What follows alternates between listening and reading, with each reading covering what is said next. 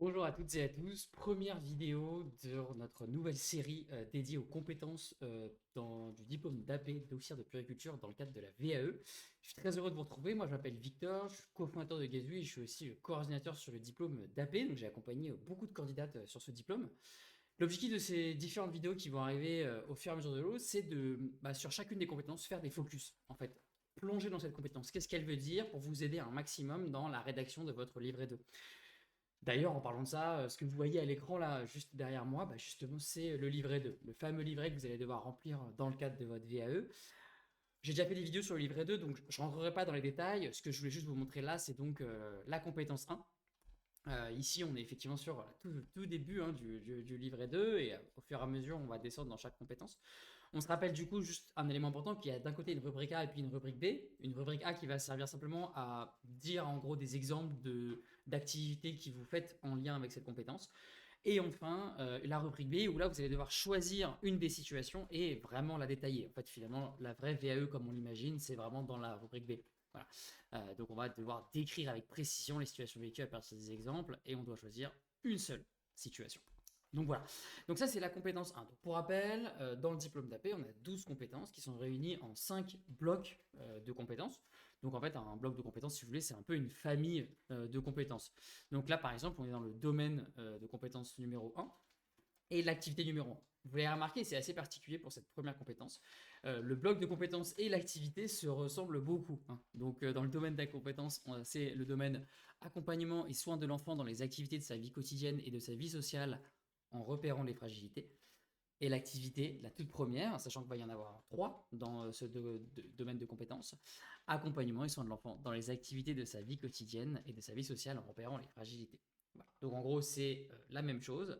Mais concrètement, vous allez voir, dans le domaine de compétence 1, on a aussi une compétence 1 bis qui est plutôt centrée sur des activités d'éveil, donc on verra dans une autre vidéo, et enfin l'activité 2 qui est, elle, plutôt centrée sur la gestion des risques. C'est ça qu'on verra encore dans une nouvelle vidéo, donc je n'en parle pas trop.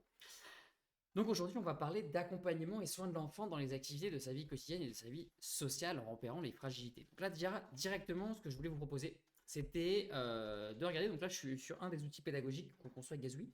Ce qui m'a semblé important dans cette compétence, c'est de vous parler d'abord du titre de cette compétence pour vous donner un peu un ordre d'idée de ce que ça veut dire en fait, de ce qu'on attend de vous. Et ensuite, on va descendre un peu rapidement les critères d'évaluation de cette fiche, donc de cette compétence. Donc en fait, quand vous allez raconter l'histoire, sur quels critères vous allez être évalué concrètement par le jury. Donc, attachez vos ceintures, c'est parti. Donc, première activité, accompagnement et soins de l'enfant dans ses activités de sa vie quotidienne et de sa vie sociale en repérant les fragilités. Les mots qui sont importants là-dedans, c'est de sa vie quotidienne. Concrètement, ici, derrière tous ces mots, etc., ce que vous devez comprendre, c'est que vous allez devoir décrire une situation du quotidien. Là-dedans, on est dans le domaine d'activité 1. Le domaine d'activité 1, c'est vraiment tous les soins que vous faites au quotidien. Et le premier soin que vous faites au quotidien, c'est un peu les soins auprès de l'enfant, d'hygiène, de change par exemple, d'aide à l'endormissement, de repas, etc.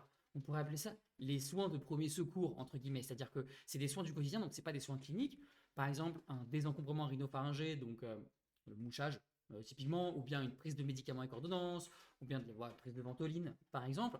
Ça, c'est pas vraiment des soins du quotidien, c'est plus des soins exceptionnels. Là, on parle réellement des soins du quotidien, quelque chose que vous allez pouvoir faire 2, 3, voire 5, 6 fois par jour. C'est pour ça que je vous dis, là, par exemple, une situation que vous pouvez choisir qui est la plus basique et qui, pour moi, est la mieux, c'est le change. Voilà. Choisissez le change parce que le change, c'est une situation qui peut être technique, où vous pouvez détailler plein de choses. Un change, il y a autant une professionnelle non diplômée qui peut en faire, une CAP, une AP, une JE, voire même une infirmière. Donc, c'est une activité qui peut être en même temps très simple et en même temps très compliquée et qui va vraiment pouvoir mettre en avant à quel point vous avez le recul nécessaire pour être une AP. Et voilà, parce qu'évidemment, le change en tant qu'AP, il se fait d'une certaine manière. Voilà. On ne fait pas le change de la même manière si on est AP ou si on est CAP. Voilà. Et c'est ça qu'on va vraiment attendre de vous, que vous mettiez suffisamment d'éléments. Voilà. Et donc dans les mots, on le reconnaît, hein, accompagnement et soins de l'enfant dans les activités de sa vie quotidienne. Donc en gros, le change par exemple, on l'accompagne dans les activités de sa vie quotidienne, c'est-à-dire que c'est un de ses besoins vitaux, etc. Et de sa vie sociale en repérant les fragilités. Donc les fragilités, c'est quoi? C'est qu'en fait, si vous voulez, dans le diplôme d'AP, il y a un élément qui va être assez important, c'est votre capacité à être observatrice. Voilà. Le premier pilier du diplôme d'AP, c'est de savoir s'adapter. Voilà. Et pour s'adapter, qu'est-ce que c'est? C'est s'adapter en particulier en observant. Voilà. Observer l'enfant, montrer que vous faites attention à ses gestes, montrer attention à ses attitudes, à ses comportements, etc. Donc ça, c'est un élément qui va être important. Et donc, c'est pour ça qu'il vous parle de repérer les fragilités. C'est qu'en fait, en général, en tant qu'AP, vous allez, dans certains cas, souvent être une professionnelle qui est extrêmement diplômée pour le terrain. Voilà, vous avez plein de compétences et donc, souvent sur le terrain, c'est à vous qu'on va demander de pouvoir bien observer ce qui se passe et de pouvoir repérer les choses qui vont pas. Voilà. Même dans les soins de la vie quotidienne, hein, je vous donne un exemple, un change, ce qu'on va demander dans le diplôme d'AP, c'est pas juste de décrire le change, mais c'est aussi de décrire ce qui vous a poussé à faire le change. En général, hein, et ce que je vais dire va choquer personne. En fait, quand vous faites un change, vous ne faites pas au hasard. C'est pas juste vous faites piqui colébram sur les enfants que vous accueillez ou qui sont avec vous et vous dites tiens lui je vais aller faire le change.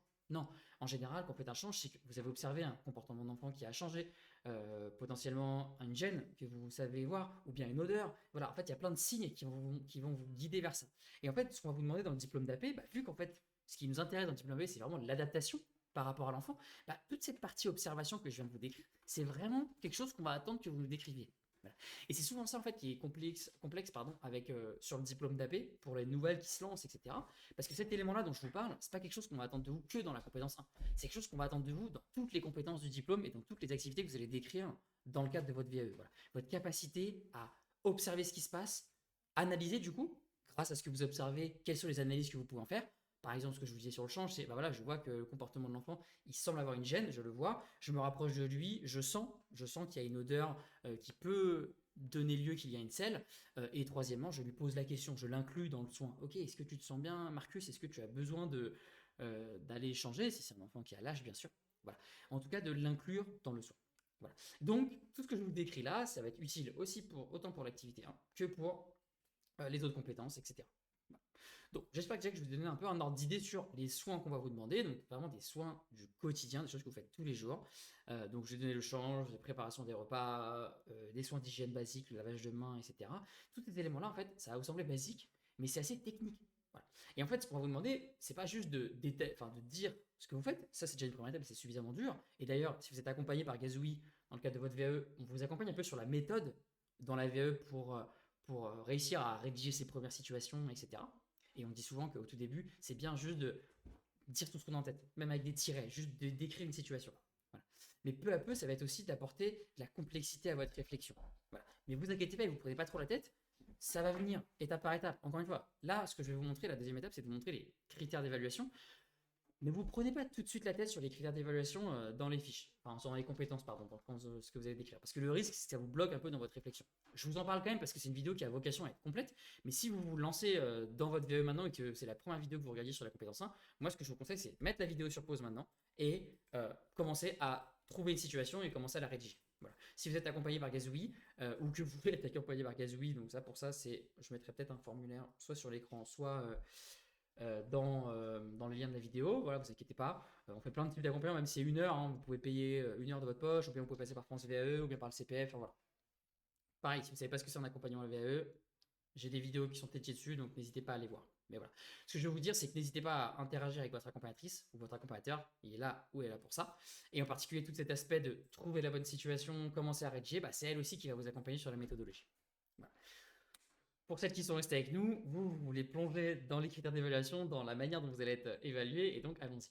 Donc, il faut savoir que le diplôme d'AP, en fait, c'est un diplôme d'État, et donc là, je peux vous montrer par exemple, et donc il a ce qu'on appelle un référentiel de compétences, en fait, aussi connu sous le nom, il y a aussi le référentiel d'activité. Le référentiel d'activité, c'est quoi? C'est qu'en fait, en tant qu'AP, vous avez un certain nombre d'activités que vous devez savoir faire. Voilà. Et en fait, elles ne sont pas au hasard, ces activités. C'est littéralement, elles ont été créées par les personnes qui ont créé le diplôme initialement. Voilà. Et donc, en gros, vous avez plein de. Ça, par exemple, je suis sur le référentiel d'activité du diplôme d'État d'officier de puriculture. Donc, c'est un document qui est accessible, hein, vous pouvez le télécharger sur le site internet de l'État. Et en fait, dedans, c'est là où on vous détaille les domaines d'activité. Et en fait, l'avantage que vous avez, c'est qu'en fait, dans chacun de ces domaines d'activité, bon, comme je l'ai dit, le vocabulaire, c'est un certain formalisme. Hein. Je pense que si vous connaissez la VAE, vous savez un peu, c'est un certain formalisme qui peut faire peur, mais vous inquiétez pas. Voilà. C'est aussi pour ça que je fais des vidéos comme ça, ou c'est aussi pour ça qu'on vous accompagne avec Gazoui. C'est pour en fait vous faire tomber un peu cette barrière à l'entrée du formalisme, c'est-à-dire les mots compliqués, tout plein de mots, vous n'avez pas forcément l'habitude de les lire. Vous inquiétez pas, voilà. Tout ça, c'est du bon sens. Voilà. Le diplôme d'AP, c'est aussi un diplôme du bon sens, donc vous ne prenez pas trop la tête. Et en fait, le petit avantage qu'on a quand voilà, on creuse comme ça et quand vous êtes accompagné en particulier par Gasui, c'est qu'on vous donne en gros les critères d'évaluation. En fait, pour chacune des compétences, des activités qui sont demandées, vous avez des critères d'évaluation qui sont proposés. Voilà. Et donc nous, ce qu'on a fait, c'est qu'on vous les rédige à chaque fois. Et donc, vous avez le tableau devant vous. Voilà. Donc, pour savoir qu'il y a deux choses. Il y a d'un côté les critères d'évaluation et de l'autre côté les indicateurs. Donc, en gros, un critère, en général, il y en a 2, 3, parfois 4 max pour chacune des compétences. Donc là, vous avez vu, ils sont sur la colonne de gauche. Les critères d'évaluation, comme on dit, c'est un peu des critères un peu ce qu'on appelle haut niveau. Donc, en fait, c'est un peu des directions. Par exemple, ce qu'il dit juste en dessous, c'est très clair, c'est qu'est-ce qui permet de dire que la compétence est maîtrisée, que veut-on vérifier? Bon, là, ce qu'ils veulent vérifier, c'est la pertinence de votre analyse de la situation de l'enfant. La pertinence de l'adaptation de l'accompagnement dans les actes de sa vie quotidienne. Le respect des bonnes pratiques dans l'accompagnement. La pertinence dans l'accompagnement de l'entourage. Voilà. Ce que je veux vous mettre, donc ça c'est les 4 critères pour la compétence 1. Ce que je veux vous montrer, c'est que, en gros, c'est des choses un peu théoriques. C'est-à-dire, qu'est-ce que ça veut dire la pertinence de l'analyse de la situation? En fait, ça veut dire, est-ce que votre analyse, elle est pertinente? Ok, mais qu'est-ce que ça veut dire qu'elle est pertinente? Comment je sais si elle est pertinente ou non? Et bien justement, là-dedans, pour rentrer vraiment dans les détails, vous avez les indicateurs. Voilà. Les indicateurs, c'est réellement les signes visibles qu'on peut observer. Donc concrètement, c'est dans votre texte, quels sont les signes qu'on veut voir dans votre texte pour voir si cette compétence, effectivement, elle va être validée. Cette compétence, du coup, elle est constituée d'indicateurs, et donc en fait, si vous avez tous les indicateurs de validés, potentiellement, le critère est validé. Voilà. Et en fait, concrètement, le jury, quand il est devant votre livret, ou même à l'oral, c'est ça qui va valider. Les critères d'évaluation, c'est les mêmes. C'est les mêmes critères d'évaluation que vous soyez d'ailleurs en VAE ou que vous soyez à l'école classique, que vous passiez le diplôme normal. Et donc, du coup, voilà, les indicateurs. Donc, le premier critère d'évaluation, c'est est-ce que l'analyse de la situation est bonne? Je vous en ai parlé, c'est le truc le plus important, c'est la première chose qui doit vous passer par la tête. C'est ok, là, vous avez décrit un change que vous avez fait. Bon, est-ce que l'analyse de la situation était bonne? C'est-à-dire, comment vous avez su qu'il fallait faire un change? Comment vous avez observé l'espace? Comment vous avez utilisé vos sens? L'odorat, l'ouïe, le toucher potentiellement, votre réflexion vous-même, c'est-à-dire, ok, là, je sens par exemple qu'il y a l'enfant a une gêne, etc. Donc tout, en fait, votre analyse de la situation est basée sur vos observations. C'est donc pour ça que, là vous avez vu, vous avez des indicateurs que vous pouvez cocher. Hein. Bon, ça c'est dans les outils Gasui, donc ça vous l'aurez pas forcément sur votre accompagnateur, mais voilà. Et donc voilà, les premiers indicateurs, toutes les informations pertinentes sont recherchées auprès de l'enfant. Ouais, effectivement, la première chose pour pouvoir faire une analyse, c'est quoi? C'est l'observation. Et ce qu'on appelle l'observation, c'est au sens large, hein, c'est les sens. C'est tout ce que vous pouvez sentir, voir, toucher, entendre par rapport à l'enfant. Voilà. Comment vous réunissez de l'information autour de vous? Parce que oui, en tant qu'AP, c'est plus comme en tant que CAP. En tant que CAP, on vous demandait de faire. Votre objectif, c'est de faire. En tant qu'AP, votre objectif, c'est beaucoup plus de prendre du recul, d'analyser les situations. Et en fonction de l'analyse, de dire les différentes choses qui sont faisables ou pas faisables. Voilà. Parce qu'en fait, souvent en tant qu'AP, ce qu'on va vous demander, c'est souvent d'analyser pour voir si, ok, est-ce que c'est urgent, est-ce que c'est pas urgent? Si c'est urgent, je dois tout de suite appeler ma hiérarchie. Est-ce que c'est un geste que je peux pas faire? Il faut que j'appelle ma hiérarchie, donc en particulier l'infirmière. En tant qu'officier de puériculture, vous êtes sous la responsabilité normalement d'une infirmière, par définition. Hein, vous êtes l'auxiliaire de l'infirmière, littéralement, l'auxiliaire de puériculture. Donc il y a plein de gestes que vous ne pouvez pas faire, c'est pas votre rôle. Par contre, il y en a plein que vous pouvez faire. Voilà, vous avez un peu un rôle de tri, de garde de triage. Voilà, c'est pour ça que c'est important, votre réflexion, votre cerveau, il faut qu'il travaille. Voilà. Et donc pour qu'il travaille, il a besoin d'informations, quoi. Il a besoin de manger. Bon voilà, ça, c'est pour ça que c'est un des indicateurs qui est important dans le critère. Deuxièmement, les liens entre les besoins de l'enfant et son âge, son développement, ses habitudes de vie, sa culture, ses choix, etc. est explicité. Ça, c'est important, c'est-à-dire qu'en fait, ça fait aussi partie de votre analyse. C'est, ok, les besoins de l'enfant, ils évoluent en fonction de l'enfant, donc de son âge, de son développement, etc., de ses habitudes de vie. Ça sert à quoi ça et comment ça s'illustre concrètement? C'est à montrer en fait que concrètement vous prenez vous prenez en compte l'enfant dans vos faites des choses. Ça c'est très important et je vous l'ai dit au début. Et vous allez voir, je vais souvent répéter les mêmes choses, donc c'est normal, vous allez pouvoir regarder les vidéos un peu au fil de l'eau, mais c'est important de comprendre que le diplôme d'AP c'est le diplôme de l'adaptation. Vous devez vous adapter à l'enfant. C'est extrêmement important. Voilà. Et donc en fait, pour s'adapter à l'enfant, il faut le comprendre. Il faut mieux comprendre comment il réagit, il faut mieux comprendre comment il fait, pourquoi il le fait, etc. Et donc c'est pour ça que là-dedans, ce qu'on va vous demander dans la VAE, c'est d'expliciter le lien que vous faites et votre analyse. Des explications sont apportées sur la pertinence des informations recueillies par l'observation de l'enfant et de ses interactions avec son entourage. Voilà. Parce qu'en fait, suivant la situation, en fait, il y a des informations qui sont intéressantes et des informations qui ne sont pas intéressantes. Je donne un exemple aussi qui est très concret qui va vous aider. Les transmissions, c'est super important dans le diplôme d'AP. Pourquoi c'est important? Les transmissions, c'est de l'information en plus. Voilà. Et en fait, si vous n'avez pas cette information, potentiellement, vous allez faire le choix au moment de votre garde de triage, là, au moment où votre cerveau va devoir donner sa réponse, vous allez vous tromper. Je donne un exemple très concret. Vous avez le matin un enfant qui arrive qui est pas très bien. Le parent, faites pas les transmissions, le parent vous dit pas qu'à 8 heures, il a pris un Doliprane. L'enfant, son état se dégrade au fur et à mesure de la journée, au fur et à mesure même des heures, et à 10 heures, l'état est dégradé, et donc du coup, vous faites le choix de prendre un médicament, un Doliprane en particulier. Bah ouais, mais en fait, si vous saviez que l'enfant, il avait pris le Doliprane déjà avant, vous n'auriez pas pu le faire, parce que c'est du surdosage. Et donc là, vous auriez fait une erreur. Voilà. Et bah donc ça, c'est important. C'est en gros les informations recueillies. Dire pourquoi vous recueillez ces informations. Et la transmission avec le parent, ça en fait partie. Voilà. Et donc c'est pour ça que des explications sont apportées sur la pertinence des informations recueillies par l'observation de l'enfant et de ses interactions avec son entourage. Voilà. Évaluation de l'autonomie des capacités psychomotrices et psychoaffectives de l'enfant en lien avec son développement et ses potentialités et explicité. Alors là, vous l'avez vu, vous l'avez peut-être vu et vous êtes demandé ce que c'était, mais j'ai mis des aides en dessous. Ça, c'est que pour les candidats gazouillis, mais en fait, c'est pour vous aider un peu à comprendre, en gros, bah, ce que vous lisez, quoi, concrètement. Bah, parce qu'effectivement, ça peut être un peu compliqué. L'évaluation de l'autonomie, bah, ça, c'est en fait pour comprendre, c'est toujours lié, hein, parce qu'on est toujours dans l'analyse, c'est comprendre à quel point bah, votre analyse elle est bonne sur pas simplement les informations que vous avez recueillies, mais aussi sur bah, en fait, l'analyse que vous en faites, l'autonomie, les capacités psychomotrices. Je donne un exemple très concret, bah, un enfant, vous n'allez pas traiter, vous n'allez pas prendre soin d'un enfant pareil, d'un enfant qui a 2 mois, 6 mois, 10 mois, et inversement, sans penser par les mêmes âges, vous n'allez pas prendre en main un enfant qui sait marcher, qui sait pas marcher, ou bien qui rampe, etc. Donc en fait, c'est bien montrer que vous comprenez l'enfant. En fait, finalement, dans ce critère d'évaluation, ce qui les intéresse, c'est l'analyse. Donc en fait, vous allez devoir analyser. Et montrer que vous analysez, montrer que vous savez réfléchir. C'est vraiment ça important. Vous êtes une auxiliaire de périculture. Vous savez réfléchir. Montrez-le. C'est ce qu'on attend de vous. Les vulnérabilités sont évaluées. Ça, en gros, je pourrais vous en reparler, mais ça, c'est plus des discussions qu'on a sur. Enfin, c'est un critère qui est assez. Enfin, c'est un indicateur qui est assez compliqué, mais vous vous souvenez, on a parlé des fragilités. En repérant les fragilités, bah ça, c'est de voir en fait quelles sont dans le geste de soin que vous allez faire, quelles sont les vulnérabilités qui peuvent venir. Voilà. Autant par rapport à la manière dont vous faites le soin que par rapport à ce que vous observez. Voilà. C'est-à-dire par exemple si vous prenez un enfant et vous l'installez sur une position qu'il n'aime pas, bah, quels sont les risques? Vous prenez sur un tapis de change, vous l'installez sur un tapis de change qui est en hauteur, c'est quoi le risque? Qu'est-ce qui peut se passer? Bah, il peut tomber, c'est grave. Voilà. Les besoins en indication et à la santé sont identifiés pour l'enfant et pour son entourage. Ça, c'est super important parce que c'est un peu contre-intuitif. En fait, en tant qu'AP, on vous demande, littéralement, qu'en fait, vous êtes un professionnel médical, d'une certaine manière. Et donc, en fait, l'éducation à la santé, c'est super important. Et je pense en particulier, vous êtes au contact avec des jeunes enfants, hein, en majorité. Donc, vous êtes aussi en contact avec des parents, des familles. C'est une de vos responsabilités de pouvoir rassurer les parents et de pouvoir les éduquer sur différentes choses liées à la santé. Vous avez un diplôme, vous êtes super fort, donc évidemment, ça vous semble évident. Mais pour les parents, pas forcément. Voilà. Et bien ça, c'est un critère qui est important. Pas indicateur, pardon. Pertinence de l'adaptation de l'accompagnant dans les actes de sa vie quotidienne. Bon, bah, ça, je vous l'ai dit, donc faut pas être choqué. Hein. C'est là, ce qu'on veut voir, c'est est-ce que le soin que vous faites, eh ben, il est adapté à l'enfant. Est-ce que vous adaptez le soin enfin l'accompagnement même, comme ils appellent, euh, à l'enfant et à sa vie. Voilà. Donc ça c'est important et ça c'est ce que j'attends de vous beaucoup. Donc d'abord les activités d'accompagnement de l'enfant prennent en compte les informations recueillies et les besoins de l'enfant et son entourage. Voilà, c'est juste expliciter ce qu'on vient de se dire depuis le début.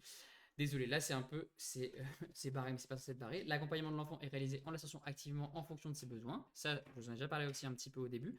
En fait, comment adapter un soin à l'enfant? Bah, en l'incluant. Voilà, c'est-à-dire, ça veut dire quoi l'inclure? L'inclure, pardon. Bah, par exemple, c'est ce que je vous disais par rapport au change. C'est au moment où vous allez faire le change, c'est lui parler, demander s'il se sent bien, s'il a pas trop froid, s'il a pas trop chaud, etc. Et ça, c'est quelque chose que je vois beaucoup chez les candidats. Où quand vous commencez à détailler le change, c'est bam, bam, bam, je fais ça, je fais ça, je fais ça, je fais ça, je fais ça. Ce qu'on vous demande aussi là, c'est racontez-nous comment l'enfant réagit à ce que vous faites. Quoi de mieux de montrer que vous faites le bon choix, le bon geste, si vous dites juste après, bah, l'enfant, je le sens détendu, il rigole, il est souriant, il est à l'aise. Voilà. C'est comme ça que vous allez pouvoir montrer que vous faites un bon geste en plus. Donc, explicitez-le. Les réactions et l'expression de l'enfant sont prises en compte. Je viens de vous le dire, c'est lié. Les ressources et capacités de l'enfant sont mobilisées pour développer ou maintenir ses acquis. Bon, ça c'est toujours pareil. On s'adapte par rapport à ce que l'enfant sait faire et on essaie de le mobiliser. Voilà. C'est-à-dire que, bah, par exemple, je sais qu'il y en a beaucoup qui le font, mais c'est une super idée. C'est quand on fait un change, on essaie d'inclure l'enfant dans le change, dans le soin. Voilà. Par exemple, s'il veut refermer sa couche, par exemple, s'il veut se retourner, ou quoi que ce soit. Voilà. Ça, c'est montrer que vous faites des efforts dans cette direction-là pour l'inclure. Parce que l'inclure, c'est pas juste l'inclure pour adapter le soin au maximum, mais c'est aussi pour développer et maintenir ses acquis. Voilà. Voilà. Le rythme de l'enfant respecté, ça je ne vous le reprends pas parce que je vous l'ai dit plein de fois. Les interventions c'est réajustées et priorisées en fonction de l'ensemble de ces éléments. Ça c'est très important, c'est-à-dire que vous montrez que vous adaptez. C'est-à-dire qu'en fait, par exemple, si vous aviez vous un plan en tête de la manière dont vous faites le change, un protocole entre guillemets, et vous arrivez à montrer que bah voilà, là en fait, vous avez un endroit qui est particulier, qui par exemple, vous pouvez pas faire la même chose, par exemple parce que l'enfant il fait pipi en même temps que vous faites le change. Par exemple, ok, bah, vous devez changer le plan. Bah, montrez que vous savez vous adapter aux difficultés. C'est aussi pour ça que par exemple, si vous devez choisir un change ici, ce qu'on vous demande parfois, et c'est ce que je vous conseille, essayez de choisir un change qui est un peu particulier, où il s'est passé quelque chose. Moi j'aime bien les changes, par exemple, où il y a eu des érythèmes, voilà, ou en tout cas des rougeurs, parce que vous n'êtes pas médecin, donc vous ne pouvez pas dire que c'est un érythème fessier, mais un change où vous avez eu des rougeurs, où du coup vous avez dû vous adapter, vous avez dû faire des choses différemment. Voilà. Ou bien un change où l'enfant est très mobile, il est très excité, il a envie de bouger partout. Bon, bah, c'est plus complexe, et bah, allez-y, mettez-le en avant. Voilà. Les choix, les ajustements, les interventions sont argumentés à partir de l'évaluation de la situation. Justifiez ce que vous faites. Dites-le pourquoi. Voilà. Et je sais que ça peut être compliqué, hein, mais c'est pour ça que vous avez des accompagnatrices. Donc n'hésitez pas à les mobiliser. Mais ce qu'on attend de vous, c'est que vous dites ce que vous faites, vous dites pourquoi vous le faites, vous le justifiez. C'est très important. Et enfin, le critère 3 et le critère 4. Je ne descends pas dans ces deux critères parce que je ne vais pas vous faire une vidéo qui descend dans tout. Prenez votre accompagnement et allez-y, ou bien lancez-vous directement et essayez de trouver les bons critères. Et surtout, je veux garder la vidéo un peu courte, donc j'ai pas envie de trop vous prendre la tête. Mais voilà, en tout cas, vous le savez, si vous avez besoin d'accompagnement, vous pouvez compter sur nous. Je mets le lien dans les commentaires. En tout cas, j'espère que cette activité, cette petite vidéo vous aura aidé dans la rédaction de votre activité. N'hésitez pas à nous les indiquer dans les commentaires, des idées de vidéos que vous pouvez faire. En tout cas, on se retrouve sur les réseaux sociaux ou bien directement en accompagnement. Et je vous dis à toutes, en tout cas, une bonne journée.